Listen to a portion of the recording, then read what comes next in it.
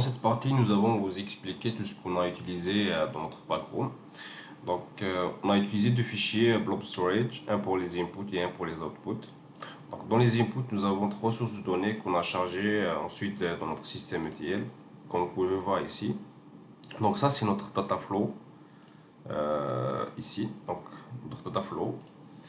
Comme vous pouvez le voir, on a trois lignes. Donc, chaque ligne concerne une source de données. Exactement. Donc, comme cette première ligne, donc nous avons le fichier 1 ici qui, qui a 168 colonnes et qu'on a bien sûr nettoyé et fait des transformations.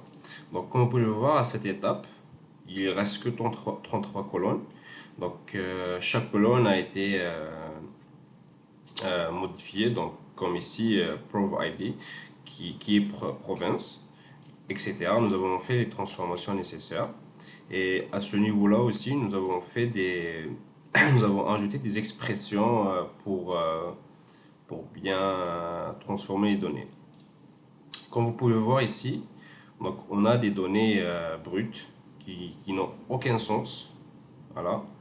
Et après transformation, les données ici, donc comme vous pouvez le voir, les provinces, le grade de l'école, le sexe, région, santé physique, santé morale, etc. Donc, on a fait ça pour toutes les sources de données. Donc, une fois l'extraction et transformation effectuée avec succès, donc nous avons créé trois activités copy data qui va servir de copier le fichier résultant de la première étape. Donc, comme vous pouvez le voir ici, donc la source, output test, mais ici on a spécifié le chemin. Donc, comme vous pouvez le voir, chaque activité a son propre chemin.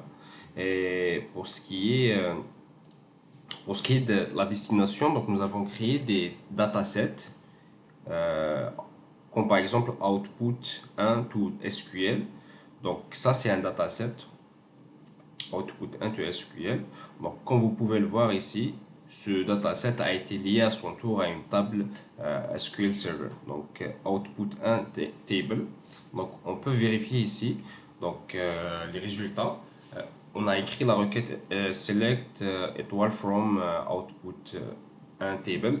Donc, et voilà, le résultat a été bien chargé dans la table SQL. Donc nous voici dans Power BI Desktop. Euh, Comme vous pouvez le voir, ici on a nos graphiques ainsi que toutes nos données.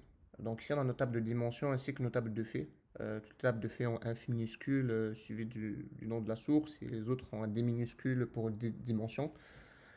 Euh, comme vous pouvez le voir, nous avons fait nos graphiques. Une fois qu'on a fini, ce qui se passe, c'est que nous allons ici, nous cliquons sur Publish pour publier dans My Workspace.